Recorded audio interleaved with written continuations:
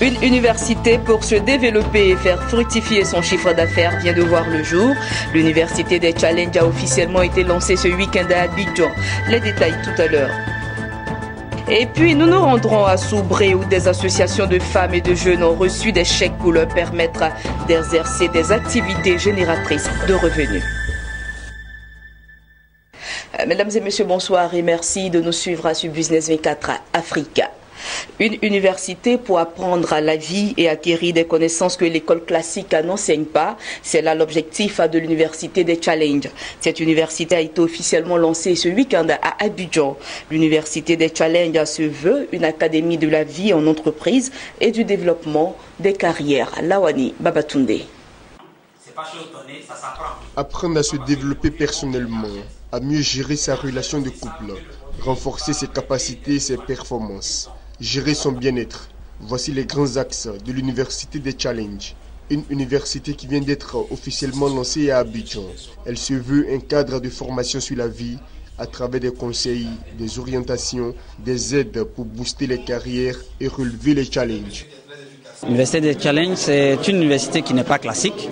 C'est une université qui vise à permettre à tout le monde, tout un chacun, d'avancer dans la vie en repoussant au maximum ses limites. Et donc nous formons à la qualité des personnes afin qu'ils puissent être productifs sur le terrain, sur le marché.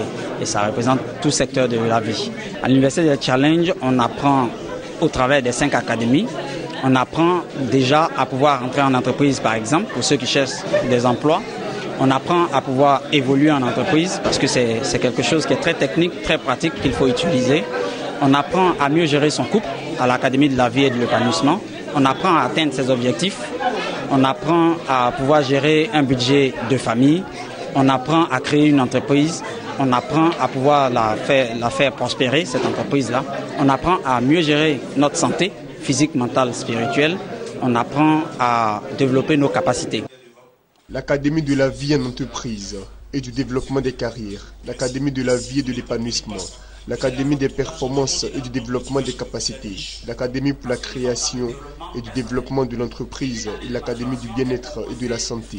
Telles sont les différentes classes qu'offre l'Université des Challenges. Des offres qui n'ont pas laissé indifférents les participants présents pour la circonstance. En plus de saluer l'initiative, certains se disent prêts à s'engager dans cette nouvelle formation. C'est une très belle initiative, ça nous permettra à nous autres, depuis plusieurs années qui sommes sur le carreau, après plusieurs formations, plusieurs diplômes, ne sachant vraiment pas comment nous orienter. Ça sera vraiment un coup de main pour nous aider à rentrer dans la vie professionnelle. Je souhaiterais vraiment participer à cette université-là parce que je crois qu'au-delà de tout ce qui nous sera donné, on pourra faire ressortir la clé qui est en nous-mêmes, pouvoir relever les défis de nos vies et nous métamorphoser pour être vraiment productifs sur le marché. Les formations à l'Université des Challenges sont sanctionnées par des diplômes tels que le certificat et l'attestation. L'Université des Challenges fait de vous un entrepreneur aguerri. Après Abidjan, l'Université des Challenges entend s'implanter dans toutes les villes de l'intérieur. Des associations de femmes et de jeunes de la commune de Soubré ont reçu des mains du conseil municipal une enveloppe d'une valeur globale de 4 millions de francs CFA pour contribuer à leur autonomisation et leur permettre d'exercer des activités génératrices de revenus. La cérémonie de remise s'est déroulée le samedi dernier à la Maison des Jeunes de la ville en présence du ministre d'État Gilbert Kafana Koné, député maire de Yopougon, et de Ansui Anderson, représentant du ministre de la promotion de la jeunesse, de l'emploi des jeunes et du service civique. À Soubré, le maire booste l'autonomisation des femmes et des jeunes. 4 millions de francs CFA, c'est le don qui leur a été remis le week-end dernier pour contribuer à leur autonomisation et leur permettre d'exercer des activités génératrices de revenus. 2 groupes de 17 jeunes et 17 femmes ont reçu chacun 2 millions de francs CFA. Pour le maire de Soubré, Traoré Lassina, il s'agit à travers cette remise officielle de chèques d'honorer les promesses de campagne faites en faveur des jeunes et des femmes. Notre premier chantier dans ce domaine a été d'aider les femmes et les jeunes à la mise en place d'organisations formelles qui a des pancartes afin de leur permettre d'avoir accès à des financements de tous genres. Traoré Lassina n'a pas manqué d'inviter les récipiendaires à utiliser les chèques à bon escient afin que la chaîne de solidarité ne s'arrête pas à leur niveau, mais se poursuive. Le remboursement va permettre à d'autres femmes et à d'autres jeunes de bénéficier à leur tour de cet appui. Au nom des récipiendaires, Koulibaly Chantal a remercié le maire et son équipe municipale pour cette action qui vient aider les femmes et les jeunes dans leur quête de bien-être. Elle a promis mettre à profit l'argent reçu pour accroître leur chiffre d'affaires. Lorsque les femmes disposent de ressources, ces ressources profitent inévitablement à toute la famille et à l'assemblée de la communauté. Représentant le ministre de la Promotion de la Jeunesse, de l'Emploi des Jeunes et du Service Civique, Essuie Anderson a pour sa part salué l'action du conseil municipal de Soubré qui vient en appui au vaste programme de l'État dans le cadre de la lutte contre le chômage des jeunes. La population ivoirienne est de 23 millions d'habitants et cette population est en majorité constituée de jeunes. Les jeunes représentent près de 67,7% de la population. Et donc avoir une politique au profit de cette jeunesse, c'est avoir une politique au profit de la population.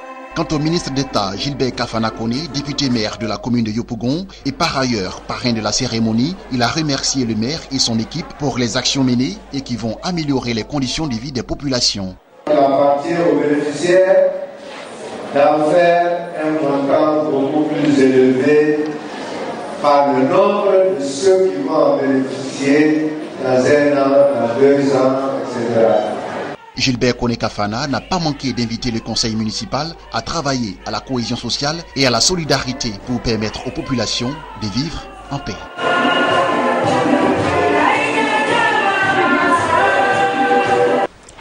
Voilà, c'était le reportage de Mamadou Koné, commenté par Max Assoubi.